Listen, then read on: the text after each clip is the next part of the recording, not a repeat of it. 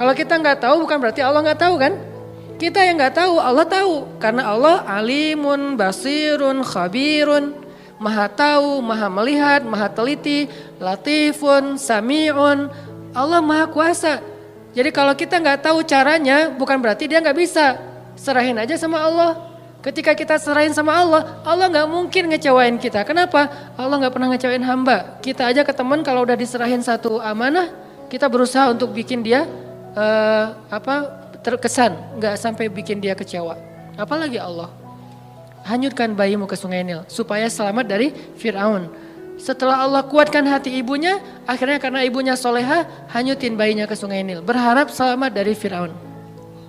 Cuman nggak bisa lepas juga pakai kakaknya yang jadi pengintai gitu, nyari tahu adiknya hanyut kemana. Ngalir, bukannya ke negeri yang jauh, bukannya ke Sudan kayak atau ke luar negeri kayak kan Sungai Nil itu membelah berapa negara ya. Bukan sampai ke luar negeri, gak lama kemudian malah masuk selokan yang mengarah ke tempat pemandian pribadinya Fir'aun. Ini makin gak logis nih. Luar biasa cara Allah tuh. Allah luar biasa cara membuat skenarionya tuh keren banget. Masuk ke selokan itu, kakaknya Musa makin khawatir gimana dengan adik. Dia masuk ke selokan itu, langsung dilaporin ke ibunya. Di surat Al-Qasas dikisahkan ketika ibunya tahu Musa hanyutnya ke dalam selokan yang mengarah ke pemandian khusus Fir'aun, hampir copot jantung ibu Musa. Hampir copot jantung ibu Musa. Kenapa? Bisa dipastikan bayi ini akan ditemukan oleh para dayang-dayang Fir'aun. Dan kalau ketahuan Fir'aun pasti akan dibunuh. Ini ujian luar biasa. Tapi ini challenge-nya justru di situ. Ketika kita berhijrah, ketika kita ngikutin cara Allah, awalnya terlihat, ya Allah kok gini ya? Kok jadi gini ya? Kok malah masuk ke selokan ini ya? Kan gitu ya, ada kejutan-kejutan kecil gitu. Awal-awal kita berhijrah. Baru aja kita halalin putusin, akhirnya putusin, dia langsung jadian sama orang lain, kan itu berat banget ya. Dia kayak mudah banget gitu move on dari kita. Padahal kita mutusin itu cuman gertak doang biar dia mau halal gitu. Siapa yang takut kata dia, akhirnya jadian sama orang lain, itu tuh berat banget. Saya tahu rasanya, Jadi masuk ke selokan itu, udah gitu ke sungai kecil. Ditemuin sama dayang-dayang Fir'aun, dikasih kepada istri Fir'aun. Qadarullahnya Allah udah kasih persiapan bahwa istri Fir'aun belum punya anak.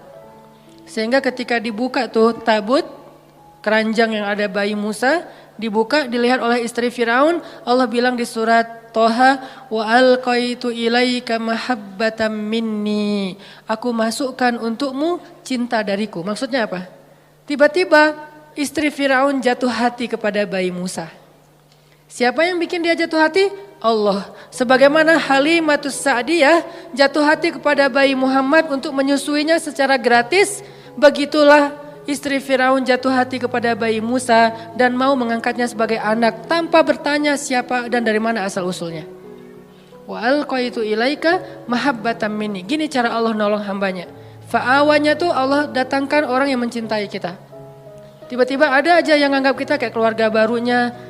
Pernah kan kita merantau, tiba-tiba di perantauan kita nggak kenal siapa-siapa, dapat keluarga yang sebetulnya dia nggak kenal dengan kita, dia nggak tahu background kita, basic kita dari mana asalnya, pokoknya dia tiba-tiba kayak sayang aja gitu sama kita. Saya di Mesir juga gitu, tiba-tiba ada aja orang Mesir yang sayang sama saya sehingga dianggap kayak anak angkatnya. Kamu kalau butuh apa-apa bilang ya, kamu kalau butuh apa-apa bilang. Setiap awal bulan, dan beliau siapa? Profesor lah gitu, dosen Al-Azhar. Kan banyak banget kemudahan gara-gara ada dosen, profesor, senior, kayak Allah jadikan tertarik kepada saya, senang. Kamu kalau butuh apa-apa bilang ya. Terus pas awal bulan dapat gaji langsung datengin, nak kamu udah beli buku? Belum, kasih aja. Udah sih cuman kayak kurang aja gitu kan ya. Belum, ini beli buku, kasih beli buku. Terus kalau dia lagi panen, di Mesir itu namanya adas. Adas itu kayak kacang hijau kita tapi warnanya oranye. Jadi fungsinya kayak kacang hijau menghangatkan tubuh, bagus. biji-bijian. Kalau lagi panen adas, dia langsung bawa beberapa karung ke rumah tuh. Nih adas buat kalian, panen anggur, panen apa, segala macam buah-buahan di kebun dia tuh dibawa ke rumah kita. Kenapa? Wa alqaitu ilaika mahabbatan minni. Allah yang bikin dia jatuh hati kepada orang ini. Sehingga akhirnya istri Firaun langsung jatuh hati kepada bayi Musa. Firaun enggak, karena Allah sudah mengunci hatinya. Bukan karena Allah mengunci hatinya, belum sih. Karena hatinya keras, maaf salah, jangan disensor. Karena hatinya keras. Karena Allah enggak akan mengunci hati seseorang sebelum Allah utus Nabi kan. Karena hatinya keras, jadi dia enggak akan bisa disentuh dengan cinta. Firaun tetap marah kepada Musa yang masih bayi. Ini pasti nih anak Bani Israel yang dibuang supaya nggak terbunuh nih. Gua bunuh nih sekarang. Jangan-jangan kata istrinya Firaun, dan dia ngebujuk suaminya dengan manja gitu. Gak pakai cantik sih, manja doang gitu. Akhirnya Firaun gak jadi ngebunuh Musa. Selamat Musa di satu adegan. Udah gitu gak lama kemudian Musa lapar. Musa kehausan. Wa wajadaka ailan fa'agna. Gimana caranya keluarga Firaun bikin audisi. Siapa yang bisa menyusui bayi Musa dikasih dinar, dirham, emas, perak. Dikasih tempat kedudukan yang tinggi di dalam istana. Punya gelar ningrat. Dikasih rumah di dalam istana yang sangat bagus. Dari sekian banyak perempuan-perempuan yang ingin menyusui Musa, semua ditolak sama Musa. Karena kenapa? Allah mengilhamkan kayak gitu kepada bayi ini. Padahal kan sebetulnya kalau bayi polos biasa aja asal ada yang nyusuin kan dia nyusui ya. Tapi Allah mentakdirkan Musa gak boleh nyusuin ke ini. Di antara sekian yang banyak audisi, yang terakhir justru yang diterima. Kenapa? Allah yang nentuin. Jadi gak masalah, ada yang datang pertama sebelum kita bawa Alphard, bayarin aja. Kalau Allah gak mengikat hatinya, pasti ditolak. Walaupun modalnya, uang, apa segala macam. Enggak, tenang. Abu Bakar datang ngelamar Fatimah, ditolak sama Nabi. Kurang apa coba Abu Bakar? Tajir, soleh. Kan ideal banget ya. Ada yang soleh, gak tajir. Ada yang tajir, kurang soleh. Tajir, soleh. Tajir, soleh. Abu Bakar ditolak. Datang Umar, tajir, soleh, kuat, cowok banget, ditolak juga. Ali awalnya, aduh Abu Bakar aja ditolak. Umar aja ditolak, apalagi saya nih.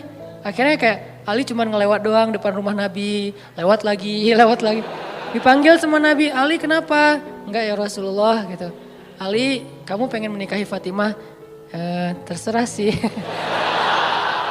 Akhirnya Nabi yang ngelamar Ali dalam bahasa ininya ya, adegannya. Walaupun secara resmi nanti Ali yang ngelamar Fatimah. Nabi kayak yang nawarin kepada Ali. Kenapa? Allah yang bikin kayak gitu.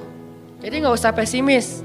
Yang penting minta kepada pemilik hati. Ya Allah, kan hatinya bukan milik dia, milik engkau. Jadi saya mintanya ke engkau aja ya Allah, bukan ke dia. Nanti setelah engkau baru dia. Sehingga pas kita datang kayak bukan tipe dia banget, bukan standar dia banget, tapi buat Allah kita standar dia banget. Buat dia kita enggak banget. Enggak masalah kan? Yang penting buat Allah kita banget lah. Begitu kita datang dia enggak bisa bilang enggak. Kok saya ngomongnya iya ya? Pengen bilang enggak tapi enggak bisa gitu. Ya udah deh, ya aja. Jadi aja. Setelah itu Allah masukkan hub cinta sehingga dia mencintai kita mencintai dia karena Allah Subhanahu wa taala dan itu mubarak, diberkahi. Itulah istri Firaun. Akhirnya Musa tinggal di situ, ibunya tinggal di situ, kakaknya, tetehnya tinggal di situ, AA-nya tinggal di situ. Siapa AA-nya Musa? Harun. Semuanya sekeluarga tinggal di situ. Ini namanya alam yajidka yatiman fa'awa.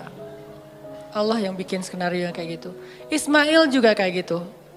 Kemudian Yahya alaihissalam juga kayak gitu. Maryam juga kayak gitu. Alam yajidka yatiman. Maryam kan lahir gak punya ayah. Bukan gak punya ayah. Ayahnya udah wafat kan. Imran sama anak yatim perempuan lagi itu. Siapa yang fa'awa Maryam? Wa kaffalaha Zakaria. Zakaria yang mengawakan Maryam. Dan Zakaria cinta banget sama Maryam. Walaupun itu adalah ponakannya, tapi seperti putrinya sendiri. Dan Zakaria adalah sebaik-baik orang yang merawat Maryam. Walaupun ayahnya soleh banget, tapi ada yang lebih daripada ayahnya. Ayahnya orang soleh, Zakaria nabi. Sehingga Allah ingin Maryam ini dirawat bukan oleh ayahnya yang soleh, tapi oleh pamannya yang nabi, yaitu Zakaria. Ini cara Allah teman-teman. Sehingga itu menjadi bukti ma wadda'aka rabbuka wa ma qala. Andalin Allah aja deh.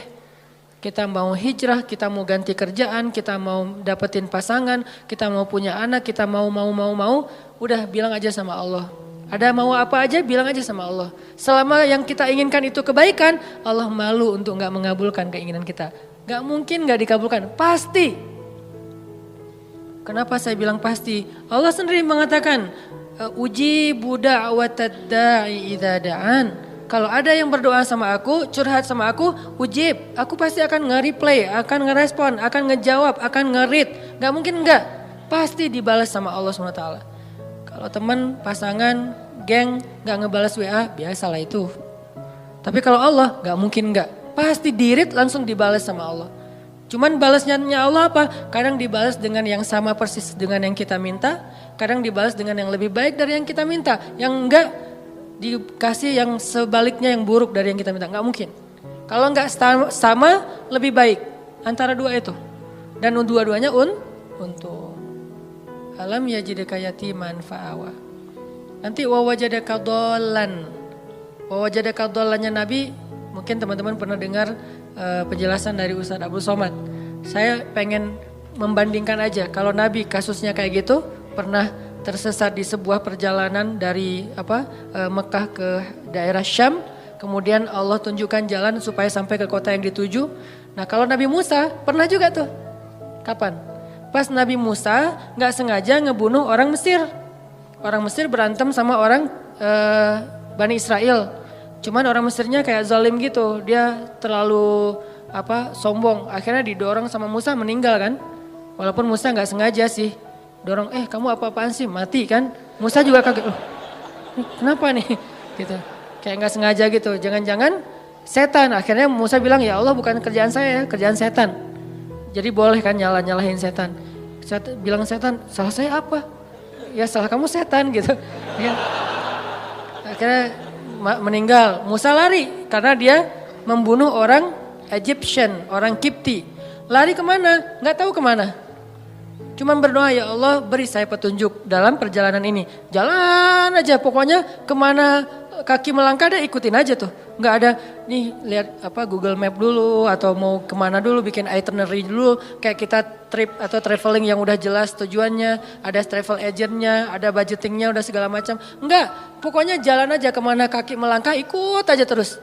Ini benar-benar dol namanya nih. Nggak tahu arah. Tapi sampainya kemana? Ke jodohnya. Ke Madian, ke Yordania, ketemu dua orang cewek, lagi ngantri mau ngasih minum ternak, Musa nanya, ma khatbukuma, ada yang bisa saya bantu? Gak ada modus-modusan, beda dengan kita, kayak kenal ya, di mana ya? Enggak, kita gak pernah ketemu, saya yakin saya pernah ketemu sama kamu, di mana? Di dalam mimpi, modus banget kan ya. Musa nggak kayak gitu. Ya udah aja, ma khatbukuma, kalian ada apa? Apa yang bisa saya bantu? Dengan bahasa yang lembut ya, pastinya kan ngomong sama cewek nih. Masa ngomong sama cewek, ma khatbukuma, kan enggak ya? Nada khatib yang membuat kesannya jadi berubah. Kan kalau khatib berubah, kalau dia nggak paham ceritanya, dia akan mengatakan ma khatbukuma. Enggak gitu Ustadz. Gimana? Ma khatbukuma, kan lagi ngomong sama cewek nih. Musa orangnya santun, akhirnya kami nggak bisa ngasih minum ternak soalnya harus ngantri di belakang laki-laki. Ya udah saya bantuin. Musa langsung turun ke sumur. Ketika Musa turun naik ngasih minuman ternak dan itu ada puluhan ekor onta, ratusan ekor onta. Satu ekor onta aja minumnya udah banyak banget kan. Di situ kelihatan Musa itu kuat, gagah. Kebayangkan ngangkat air gitu, walaupun yang tadinya dia udah jaga-jaga nggak mau kelihatan ototnya kan kelihatan juga tuh pas ngangkat. Terus kayak pura-pura lipat baju gitu, nih kenapa ya ngangkat gitu. Terus kayak udah gitu selesai, Musa duduk di bawah pohon istirahat, si ceweknya pulang. Pulang cerita ke ayahnya, ayah tadi kami dibantu oleh seorang laki-laki, dia baik segala macam. Kata ayahnya, ya udah undang ke rumah, ayah pengen bilang makasih dan ngejamu dia makan. Musa di bawah pohon bilang gini, ya Allah saya lapar dan engkau sebaik-baik pemelihara. Ya Allah saya lapar tapi engkau yang maha penyayang. Ngadu ke Allah. Lapar bilang ke Allah. Mau ikhtiar gimana di negeri orang gak tahu di mana tempat makan. Dan gak bawa uang juga. Ya Allah saya lapar engkau sebaik-baik penolong, pemelihara, pengasih, penyayang. Tiba-tiba cewek itu datang, tamshi ala istihya, berjalan malu-malu. Gimana jalan malu-malu? Aduh gimana ya ngomongnya ya, kalau bahasa kita mah ya, aduh malu mau ngomong. Tapi kan ini amanah dari ayah. Kalau kita mah pura-pura malu, kalau ini benar-benar malu-malu. Tamshi alas teh ya, gimana ya caranya ya? Aduh gimana ya atau gimana ya? Terus maju lagi, nggak jadi lagi mundur, maju lagi, nggak lagi mundur lagi, nggak pakai cantik, maju mundur aja. Sampai akhirnya datang, Mas kalau bahasa kita nih, Mang, A gitu ya. Ayah saya ngundang AA di rumah mau ngucapin terima kasih. Oh iya, hayu. Jalan aja. Hayu nggak tahu bahasa Arabnya hayu apa. Jalan sampai ke rumah, ayahnya ngasih makan, ngobrol. Kamu dari mana nak? Saya dari Mesir. Oh ya, negerinya Firaun. Ya, saya pelarian dari Firaun. Emang ada cerita apa? Kisahin, kamu orang baik, tinggallah di sini. Ya, makasih Pak. Setelah itu bapak itu ke belakang kan, ternyata anaknya yang perempuan ngedengar pembicaraan mereka. Lalu ayahnya nanya, nak laki-laki itu, bukan ayahnya, nak, si ceweknya yang ngomong, ayah kan ayah nggak punya pekerja yang bisa mengurus ternak, pekerjakan dia di rumah kita karena dia qawiyun amin, laki-laki yang kuat dan baik, amanah, baik. Ayahnya langsung oh anak saya berarti ada hati nih buat laki-laki itu. Kok bisa gitu sih ayahnya kayak kegeeran gitu kan ya? Karena si cewek ini nggak pernah komen tentang cowok sama sekali dalam hidupnya. Sekali-kali dia komen cowok berarti ada sesuatu nih. Kalau sekarang udah nggak lagi kebaca sama ayahnya karena kita udah biasa komen. Kamu lucu deh, kamu apa? Jadi kayak sering komen jadinya biasa aja kan. Karena dia nggak pernah komen tentang cowok. Sekali-kalinya ada postingan cowok dia komen, itu sesuatu banget kan. Sekali-kalinya ada postingan cowok dia nge-like, sesuatu banget. Karena nggak pernah dia kayak gitu. Kalau kita periksa di list kontak handphonenya itu nggak ada nama laki-laki itu. Cewek semuanya terjaga banget. Sehingga sekali-kali dia bilang, ayah pekerjakan dia di rumah karena dia laki-laki yang baik dan kuat. Ayahnya langsung nangkep, oh anak saya berarti tenang dengan laki-laki itu. Musa, maukah kamu menikahi putriku? Dengan mahar sekian. Musa mengiyakan, menikahlah mereka. Alam yajidka yatiman fa'awa, dikasih keluarga baru di Madian. Sebagaimana saya dikasih keluarga angkat dulu ketika di Mesir. Dan kemudian di Bandung. Kemudian seterusnya Allah mudahin. Alam yajidka yatiman fa'awa. Saya seorang perantau. Walaupun saya ngerasa kayaknya Bandung ini adalah akhir dari perjalanan saya. Udah gak mau pindah lagi ya. Pokoknya udah love banget lah dengan kota Bandung ya. Hashtag. Jadi karena ngerasa kayaknya nih negeri saya yang ketiga, Aceh, Kairo, Bandung, udah aja selesai, udah nggak mau pindah lagi karena udah nyaman.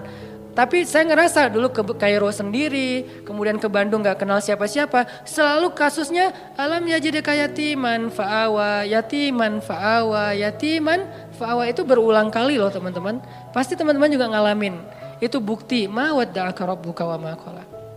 Apalagi nanti kalau ngomong Ibrahim, pas beliau diusir oleh ayahnya dari Irak ke Palestina. Bukankah itu juga terlunta-lunta, terkantung-kantung, dolan, agna, wajadaka ail. Jadi udah yatim, dol, ail. Udah gak punya siapa-siapa, bingung juga mau kemana, lapar gak punya apa-apa. Tapi kemudian fa'awa, fahada, fa'agna. Sehingga Ibrahim yang tadinya seorang dalam keadaan yang tidak tahu apa-apa datang ke Palestina. Sampai di Palestina Ibrahim menjadi orang paling kaya di Palestina. Apa ukuran kekayaan Ibrahim di Palestina? Ukuran kekayaan Ibrahim di Palestina, setiap malam Ibrahim menyembelih 100 ekor onta untuk para tamu. 100 ekor onta. Satu ekor onta harganya sebutlah 50 juta kali 100. Satu malam dia ngeluarin uang 5 miliar ya? 5 miliar benar? 5 miliar setiap hari loh teman-teman. Ada nggak di antara kita yang ngeluarin uang 5 miliar setiap hari buat tamu? Sehingga bisa dibilang Ibrahim itu bapak perhotelan dalam sejarah manusia. Dia yang pertama bikin konsep hotel. Hotel gratis tapi. Buat siapa? Visitornya siapa? Orang-orang yang mau berziarah ke Masjid Aqsa. Ibrahim yang menjamu mereka, ngasih hotel dengan kualitas bintang 5, Terus juga buffetnya itu udah free flow, setiap saat mereka bisa makan. Dan satu hari minimal 100 ekor onta. Itulah kekayaan Ibrahim. Dan itu berarti Ibrahim menjamu sekian ribu tamu setiap hari. Dan ini manajemennya gak gampang loh. Pasti ada suppliernya, pasti memberdayakan bisnis-bisnis lokalnya. Jadi Ibrahim itu benar-benar bisa memberdayakan warga Palestina, semuanya jadi sejahtera dengan kerjaan perhotelannya di Masjidil Aqsa. Gratis semuanya, Ibrahim yang bayarin. Sekaya itu Ibrahim teman-teman. Padahal datangnya gak punya apa-apa. Fa'aghna, Allah yang mengkayakan Ibrahim. Semua cerita para anbiya itu sebetulnya bisa dikaitkan dengan alam yajidka yatiman fa'awa wa wajadaka dhallan fahada wa wajadaka ailan fa'aghna. Apalagi Adam, lebih yatim lagi kan? Jatuh dari langit, gak punya siapa-siapa. Satu-satunya yang dia punya itu juga gak tahu di mana. Kekasihnya Hawa. Bagaimana caranya? Allah yang menunjukkan mereka sehingga ketemu setelah sekian tahun mencari, akhirnya ketemu juga. Nah ini artinya teman-teman, ma wadda'aka rabbuka wa ma qala. Part ketiga yang akan kita tuntaskan malam ini, fa'ammal yatim fala taqhar wa ammas sa'ila fala tanhar wa amma bi ni'mati rabbika fahaddis. Kalimat 3 ayat terakhir ini itu kayak nerusin 3 ayat sebelumnya. Alam yajidka yatiman fa'awa fa'ammal yatima fala taqhar wa wajadaka dhallan fahada wa ammas sa'ila fala tanhar wa wajadaka ailan fa'aghna wa amma bi ni'mati rabbika fahadis. Jadi kayak pasangan-pasangan ayat. Bukankah Allah mendapatimu dalam keadaan yatim lalu Allah kasih kamu keluarga? Makanya kalau ketemu anak yatim jangan kamu bersikap semena-mena kepada mereka. Karena Allah juga mendapatimu yatim wahai Muhammad, sehingga Nabi Muhammad sayang banget sama anak yatim dan sangat dekat kepada orang yang sayang kepada anak yatim. Sehingga Nabi mengatakan orang yang mencintai anak yatim nanti di akhirat bersamaku itu seperti jari telunjuk dengan jari tengah ini, deket banget. Jadi kita bakal punya rumah bersebelahan, satu klaster sama rumah Nabi. Kan seru banget ya. Punya rumah satu klaster sama rumah Nabi. Dan klaster itu klaster terbaik di surga. Yang satu butir debunya lebih mahal daripada dunia dan seisinya. Bukan 1 meter tanahnya, satu butir debunya lebih mahal daripada dunia dan seisinya. Enggak ada lagi klaster wilayah tanah yang lebih baik daripada klasternya Nabi nanti di surga. Dan siapa yang sayang kepada anak yatim, yang sangat peduli kepada anak yatim di sini usia sebelum dia mampu berusaha. Kalau 25 tahun terus dia jomblo gitu, terus dia kayak gitu, itu modus ya. Ustadz dia tuh masih yatim loh, ayahnya udah meninggal sekian tahun, jadi saya kayak fa'awa gitu Ustadz ya. Ya boleh lah ya, yang penting niatnya baik. Jadi siapa yang sayang sama anak yatim, nanti dia akan disediakan rumah satu klaster dengan Rasulullah SAW. Jadi dia kayak bertetanggaan gitu sama Nabi SAW. Ketemu sama Nabi, duduknya di sebelah Nabi. Ketemu sama Nabi, duduknya satu majelis sama Nabi. Ini fa'ammal yatima fala taqhar. Jangan semena-mena sama anak yatim. Dulu di zaman Nabi ada cerita seorang sahabat namanya Abu Lubabah. Abu Lubabah ini punya pohon korma di sebelah rumah anak yatim. Tapi dia gak rela gitu kalau kormanya dimakan sama anak yatim, korma yang udah jatuh. Sehingga suatu hari anak yatim lagi makan korma jatuh, dari mulutnya diambil sama Abu Lubabah. Ini bukan punya kamu, ini punya saya. Dilaporin ke Rasulullah. Terus Rasulullah nawarin, ya Abu Lubabah, kamu mau gak punya kebun di surga yang pohon kormanya kamu berjalan di bawah naungannya 100 tahun belum keluar dari dahannya. Saking gedenya pohon kurma di surga. Mau gak kayak gitu Abu Lubabah? Mau ya Rasul, caranya gimana? Wakafkanlah pohon kurmamu untuk anak yatim. Gimana ya Rasul, itu pohon kurma kesayangan saya banget. Itu saya ada kenangan gitu. Maaf ya bukan gak mau. Dia kayak beralasan gitu gak mau nyerahin pohon kurmanya untuk wakaf anak yatim. Akhirnya Nabi gak maksa orangnya. Ya udah gak apa-apa, pergi aja. Tiba-tiba datang sahabat yang lain namanya Abu Lubabah. Dia bilang, ya Rasulullah, ada apa Abu Lubabah? Tadi saya mendengar Rasulullah nawarin sesuatu kepada Abu Dahdah yang kedua. Ada apa Abu Dahdah? Saya tadi dengar Nabi nawarin sesuatu ke Abu Lubabah, tapi dia nolak. Ya, memang kenapa? Kalau saya ngambil itu boleh nggak ya Rasulullah? Boleh, siapapun, kebaikan itu untuk siapa aja. Ya udah, tunggu ya Rasulullah. Langsung dia pergi ngejar Abu Lubabah. Ya Abu Lubabah, ya Abu Lubabah. Abu Lubabah nungguin, ya Abu Dahdah ada apa? Kamu tahu kan kebun kurma saya di Madinah? Siapa yang tidak tahu kebun kurma milik Abu Dahdah? Satu kebun kurma ada 600 pohon kurma. Mata air sendiri, ada vilanya, luas banget kebunnya. Dan kebun itu paling subur, yang lain panen setahun 2 kali, yang ini 3 kali setahun. 4 bulan sekali panen. Teman-teman kalau mau berhitung, satu pohon kurma sekali panen itu lebih dari 100 kilo. Satu pohon, satu dahannya aja udah berapa puluh kilo kan? Itu satu pohon lebih dari, sebutlah yang paling kecil 100 kilo. 1 kilo harganya 500 ribu. 500 kali 100, capek. Itu satu pohon. Dan Abu Dahdah punya 600 pohon. Jadi sekali dia panen korma itu puluhan M loh keuntungannya. Sekali panen, dalam setahun dia panen 3 kali. Ratusan M dalam setahun. Kata Abu Dahdah, wahai Abu Lubabah, kamu tahu kan kebun kurma saya? Tahu, siapa yang gak tahu kebun kurma Abu Dahdah terkenal di Madinah. Mau gak kita barter? Kamu kasih pohon kurma kamu yang di pojok rumah anak yatim ke saya kasih kebun saya ke kamu. Bukan pohon, kebun. Kata Abu Lubabah, yang benar, kamu gak lucu deh ininya, candanya. Nah ini mah dialog dari saya. Terus kata Abu Dahdah, saya serius, beneran. Ya udah, ayo, langsung transaksi, jadi deal.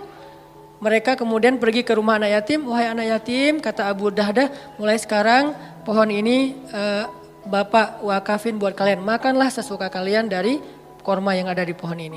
Kemudian gak lama kemudian dia ngajak Abu Lubabah ke kebunnya, istrinya lagi bersih-bersih gitu. Kata Abu Dahdah, wahai istriku keluarlah, ini sekarang bukan kebun kita lagi, sudah aku jual.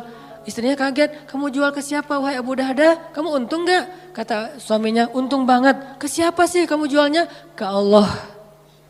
Kata istrinya, itu baru untung, itu baru perniagaan yang besar, itu baru hebat. Istrinya ini soleha banget. Coba kalau kita ngomong gitu ke pasangan kita, kira-kira digapain?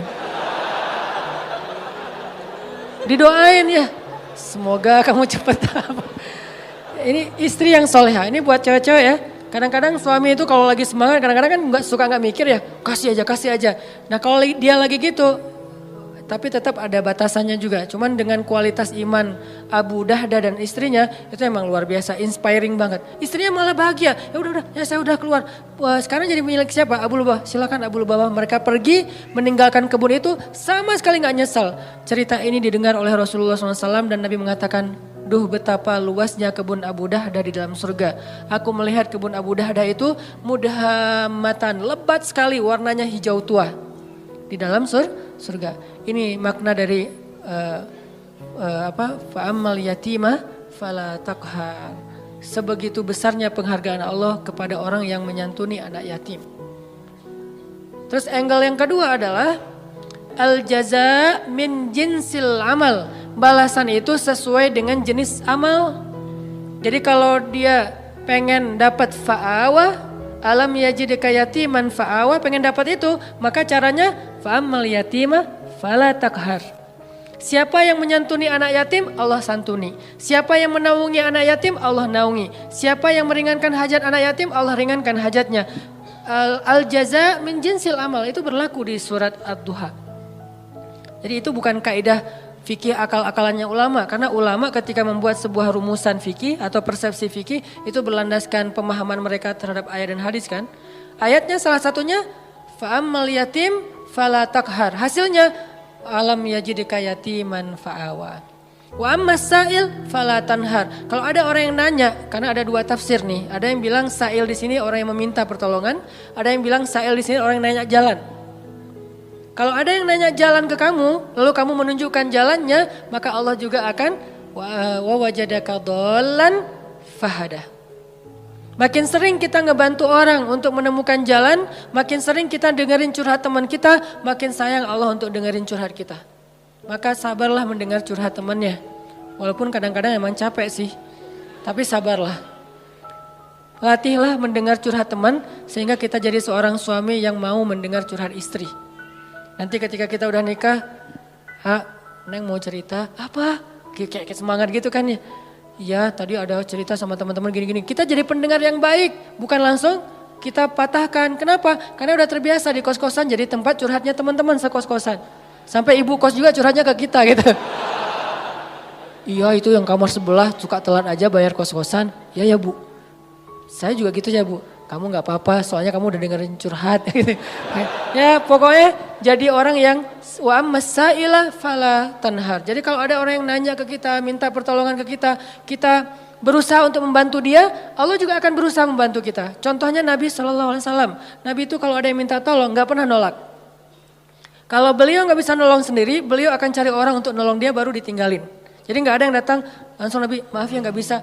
Mungkin kita gak bisa gitu-gitu amat lah ya, tapi berusaha. Gak semua kasus kita bisa ambil. Tapi ada satu dua yang kadang-kadang kita kayak berjuang banget. Ada banyak orang yang mengetuk pintu rumah kita, yang nelpon ke nomor kita, yang datang kepada kita minta tolong. Mungkin di antara sekian banyak, jangan semuanya ditolak. Harus ada satu dua yang kita ambil, entah kenapa pokoknya Allah yang pilihkan dia untuk kita. Terus kita coba tuntaskan hajat dia sampai selesai. Siapa yang meringankan hajat saudaranya di dunia, Allah ringankan hajat dia di dunia dan di akhirat. Balasannya bukan cuma di dunia, bahkan di akhirat. Sehingga ketika kita di akhirat nanti bingung di padang mahsyar itu kan perjalanan jauh banget ya. Kebayang gak sih dari sini ke Palestina itu jalan kaki? Kok Palestina Ustadz? Karena tempat berhisab itu adalah negeri Palestina. Ini salah satu keutamaan dari negeri Palestina itu adalah mim makanin qarib yang Allah sebutin di Al-Quran. Arti makanin qarib, tempat yang dekat itu adalah Palestina kata ulama tafsir. Sehingga nanti sidang Allah itu di padang mahsyar adanya di negeri Palestina. Negeri Palestina dari Indonesia jaraknya jauh padahal buminya masih segini. Sedangkan bumi mahsyar beribu-ribu kali lipat lebih besar daripada bumi ini. Berarti jaraknya ribuan kali lebih jauh daripada yang sekarang. Kita meninggal di Indonesia, dikuburin di Indonesia. Nanti ketika kita bangkit, kita harus jalan ke Palestina. Palestinanya udah berapa ribu kali lipat lebih jauh dari yang sekarang. Jalan kaki teman-teman. Gak ada petunjuk sama sekali. Arahnya sudah berganti, kiblat atau timur barat udah berubah. Gimana cara kita menemukan spot hisab? Susah banget kan? Kalau enggak karena Allah, wa wajadaka dhallan fahada. Dulu di dunia kita sering nolongin orang, sering nunjukin arah ke orang lain, sering bantuin orang di jalan, sering bantu orang ketika kesusahan. Allah bantu nanti kita di akhirat. Sehingga tiba-tiba dikasih kendaraan, kita kayak kasih tumpangan buat teman, itu enggak ada yang kelewat sama catatan Allah. Kamu kan dulu pernah ngasih tumpangan ke teman kamu pulang taklim. Padahal kamu pulangnya ke Padalarang, dia ke Cilenyi, kamu anterin dia dulu. Akhirnya balik lagi ke tengah gak sampai Padalarang, nginep di TSB. Gak kuat gitu ya. Tadinya nanyanya sih kayak serius gitu. Pulang kemana saya anterin. Oh boleh. Udah aja naik motor kemana Cilenyi. Ngomong dari tadi. Kan beda arah timur dan barat. Nah kamu pernah ngelakuin itu di dunia. Nanti di akhirat tiba-tiba Allah yang ngasih kita tumpangan. Dan tumpangan dari Allah sebaik-baik tumpangan kendaraan cahaya. Sehingga dari Indonesia ke Palestina itu hanya sekejap mata saja. Itu diantara makna dari hisab yang ringan, hisab yang mudah, dipercepat perjalanannya. Sementara yang lain masih kebingungan. Ada yang jalan ke sana, ada yang jalan ke sana. Itu nggak ada yang arah loh, yang jelas arahnya. Jadi orang jalan itu acak aja tuh kemana-mana. Bisa ribuan tahun nggak sampai ke tempat hisab, belum dihisab tuh. Untuk sampai ke sana aja ribuan tahun. Kok malaikat gak ngasih tahu sih kalau kita salah jalan? Karena kita di dunia juga gak pernah ngasih tahu orang kalau dia salah jalan, dibiarin aja. Malah ada yang sengaja nyesatin lah gitu. Kalau mau jalan ke Dago lewat mana? Itu aja lewat ini nanti Gatot Subroto tembus aja ke Soekarno Hatta, udah gitu Buah Batu, terus aja ke sana. Itu mah Banjaran ya. Nah ini artinya nanti pas kita nanya malaikat mau ke tempat hisab, tempat hisab, balik lagi aja ke belakang, kamu udah kejauhan. Tapi malaikat gak gitu-gitu juga sih. Paling-paling malaikat cuek ninggalin kita gitu. Akhirnya kita terkatung-katung, ini makna terkatung-katung. Istri kita bangkitnya bareng. Kenapa bangkitnya bareng? Karena kita pengen dikuburin satu liang lahat. Cinta sejati gitu kan, true love and endless love lah. Pas meninggal wasiat aku pengen dikuburin sama kamu. Udah aja dikuburin satu liang lahat. Pas bangkit, noleh juga enggak teman-teman.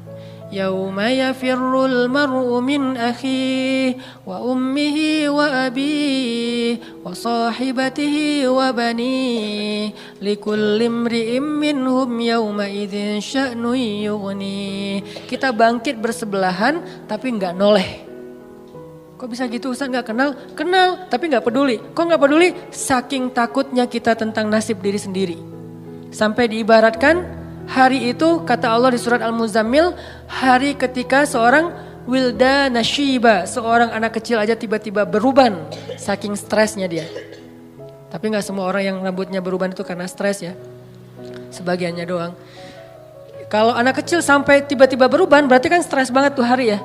Kita nggak noleh ke pasangan kita. Terus kapan kita kenal dengan pasangan kita Ustaz? Nanti setelah edisi part ini udah lewat, nanti ada adegan kita udah mulai saling kenal, saling menyapa, bahkan saling menuntut, saling menjatuhkan, saling menolong. Itu ada adegannya nanti. Tapi di adegan pertama nggak sama sekali nggak peduli.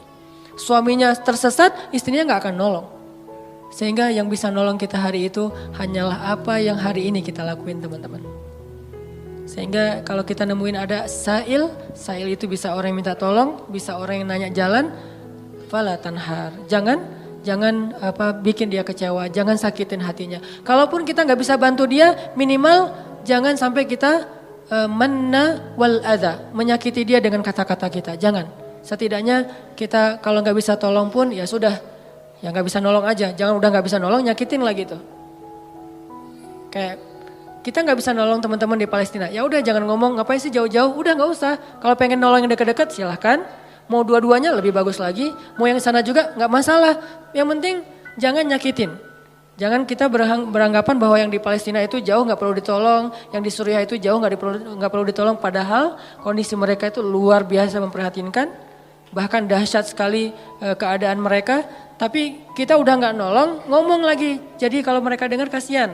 Perasaan mereka kayak gimana gitu, ya udah jangan.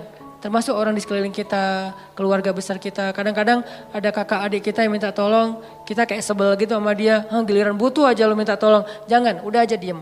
Kalau kita nggak mau nolong atau nggak bisa nolong, diem aja. Kenapa? La tanhar.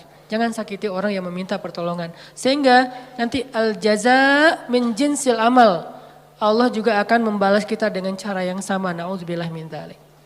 Wa amma bi ni'mati rabbika fahadis, nikmat Allah sampaikanlah. Maksud menyampaikan nikmat Allah itu ada banyak. Salah satunya adalah kita bicarakan kebesaran-kebesaran Allah. Allah tuh baik banget, Allah gini. Sehingga dengan pembicaraan kita, orang yang mendengar jadi semakin yakin sama Allah. Kayak tadi cerita saya di Thailand, simple sebetulnya, cuman hal yang sepele banget. Tapi itu bagian dari tahadus bin ni'mah. Tujuannya apa? Tujuannya biar kita yang mendengar makin yakin sama Allah. Makin bergantung sama Allah, makin taat di jalan Allah. Itu namanya wa amma bi ni'mati rabbika fahadis. Jadi teman-teman, 3 ayat terakhir itu ada 2 angle yang kita bisa lihat. Satu, ternyata kalau kita pengen dapat satu kebaikan, maka tanamlah kebaikan yang sama di ketika kita bisa. Nanti saat kita butuh, Allah akan membalas kita dengan kebaikan yang sejenis. Saya pernah cerita dulu saya di Kota Baru Parahyangan, habis taklim malam-malam gerimis, saya pulang pakai mobil, ngelihat di jalan ada ibu-ibu sama anak gadisnya lagi jalan kaki. Kota Baru di Masjid Al-Irsyad itu kan ke jalan raya jauh ya. Dan malam-malam gak ada damri, gak ada angkot, gak ada ojek. Beliau jalan kaki berdua, gerimis lagi tuh, pakai payung. Saya waktu itu tinggal di Cihanjuang, saya mau keluar dari masjid ngelihat ada ibu-ibu sama putrinya lagi jalan, saya samperin, Bu, butuh tumpangan? Oh boleh Ustadz, mau kemana? Mau ke depan? Ya udah ikut aja. Karena saya nggak bawa pasangan, mereka duduk di belakang. Itu etikanya ya, jangan duduk di depan, nanti jadi fitnah. Udah aja duduk di belakang. Dan itu tidak menghina. Oh jadi kayak supir dong, nggak apa-apa. Karena demi menjaga fitnah, biarkan dia duduk di belakang berdua, saya di depan. Kalau ngomong, ya ngomong aja, sesekali ngelihat ke menghargai. Dia cerita, Ustadz tadi saya ikut talim Ustadz, oh Masya Allah ibu jadi ikut talim, terus tadi gimana kesininya? Naik damri, soalnya kalau sore itu masih ada damri, saya masuknya pakai damri. Pulangnya biasanya jalan kaki, biasanya, berarti udah beberapa kali tuh. Oh gitu, maaf ya saya nggak tahu, ya udah dianterin. Sampai di depan, jadi kayak nggak enak hati gitu diturunin di jalan ya, nggak tuntas kan. Udah saya tanya, ibu rumahnya di mana? Masih di daerah Padalarang gitu, daerah Cimareme, agak turun dikit. Ya udah saya anterin aja ke rumahnya. Enggak ngerepotin nih Ustadz, enggak. Padahal biasanya saya langsung masuk tol kan. keluar Baros cepet. Ini ngelewatin Cimaremnya kan macet-macet gitu. Gak apa-apa saya anterin, ya udah sejalan. Padahal gak sejalan sebetulnya, saya harusnya ke tol. Dianterin sampai ke rumah, kan sepele banget kan. Udah sampai ke rumah selesai, pergi aja. Besok-besoknya sebulan kemudian saya naik jembatan Pasupati itu ke arah Pasteur, ban motor saya bocor. Pas di atas, bukan bocor, habis bensin. Saya lagi tight banget jadwal hari itu, gak sempat ngisi bensin, saya pikir masih sampai lah ke Pasteur, kan ada pom bensin tuh, paksain aja.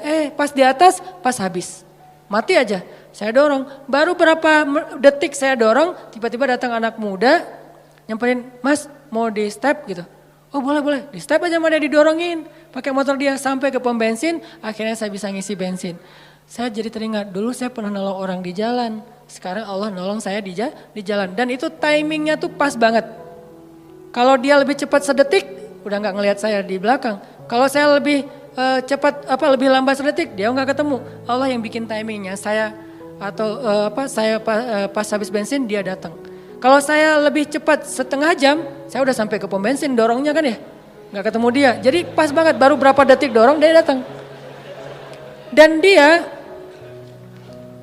maaf lupa saya ceritanya, bukan di step, dia bawa selang gitu kan, saya lupa ceritanya. Dia bawa selang bukan di step, berarti 2 kali kejadiannya, 1 kalinya di step, udah kebiasaan.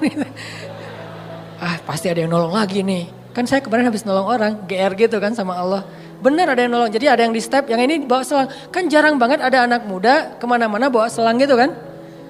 Pak kenapa? Dia ngelihat ban nggak kempes, habis bensin ya? Iya, di sini saya ini. Dia sedot, terus masukin hanya untuk bisa sampai ke pom bensin. Kan itu jarang banget, mungkin 1:1000. Dan pas lagi timingnya, Allah yang membuat seperti itu. Kalau orangnya ada di sini atau nonton, barakallah jazakallah khair. Sering saya cerita nih, benar-benar jadi kebaikan buat dia. Artinya teman-teman benar-benar al jaza min jinsil amal. Balasan itu sesuai dengan jenis amal. Kalau kita pengen dibalas, ya Allah mudahin dong cara saya untuk dapetin jodoh. Mudahin orang lain untuk dapetin jodoh. Caranya gimana? Jadi mak comblang mungkin. Atau nemenin dia curhat mungkin. Atau nemenin dia ngelamar mungkin. Kita yang jadi, Pak dia tuh sahabat saya banget. Saya kenal banget dengan dia Pak. Wah pokoknya aman lah Pak. Dia orangnya bertanggung jawab. Kita promoin dia. Sehingga nanti Allah yang promoin kita di orang lain. Pokoknya mau apa, cari amal soleh yang sejenis dengan itu. Saya pengen jadi orang kaya Ustadz. Ya udah. Tolong orang lain ketika lagi butuh modal atau apa, saya pengen nikah Ustadz. Ya udah bantu dulu temennya untuk mahar. Nanti Allah ganti mahar yang buat kita, atau kalau nggak mahar mungkin hantaran. Karena kadang-kadang kan hantaran itu apa? Seserahan ya. Seserahan itu kadang-kadang lebih gede daripada mahar kan. Mahar anak saya sih nggak banyak Dek. Soalnya kan kata Nabi mahar jangan tinggi-tinggi. Berapa Pak? Ya udah 1 gram aja. Oh, tapi seserahannya ya berapa? 1 M juga nggak apa-apa. Si bapak teh. Seserahannya yang gede, jadi kita bikin stres gitu kan. Gak apa-apa, ambil aja. Jangan menyerah ketika ditawarin 1 M, 10 M, 100 M. Ambil, itu angka gede di kita, tapi kecil di Allah loh. Jangan pikir kita yang bakalan bayar, Allah yang bayarin. Dek, maharnya standar biar gak beda sama kakaknya ya. Bukan bapak mau mempersulit adik, bapak tahu adik penghasilannya pas-pasan. Ini bapak menghina atau lagi apa sih? Tapi emang biar dia nggak jauh banget, nggak jomplang banget sama kakaknya. Kakaknya dulu sih 3 M, dia 2 M juga nggak apa-apa. Boleh Pak? Kamu sanggup? Insya Allah Pak. Kerja apa? Allah yang kasih kerja. Gitu, semangat. Siapa tahu nanti setelah kasih saya waktu 1 tahun Pak. 1 tahun? Ya oke 1 tahun. Bekerja semaksimal mungkin 1 tahun. Biarkan mereka ngelihat kesungguhan kita. Setelah 1 tahun mungkin kita nggak dapat 1 atau 2 M. Tapi dapat kasihan dari dia. Ya, ini serius nih ternyata. Ya udah deh, adik dapat berapa? Dapat Pak 2 apa? 20 juta gitu. Ya udah gak apa-apa, dicicil ya tapi ya. Karena kamu udah berusaha, ya udah jadi deh. Karena dia ngelihat kita kayak tanggung jawab, serius, pantang menyerah. Itu kan akhirnya gol. Kan yang penting gol. Soal gimana caranya Allah lebih tahu. Pokoknya kalau dikasih tantangan, ambil. Setelah itu gimana Ustaz? Serahin ke langit. Allah mudahkan semuanya. Kalau di tangan kita pasti susah. Logika kita pasti gak nyambung. Tapi di sisi Allah, ala kulli syai'in qadir. Allah maha kuasa atas segala sesuatu.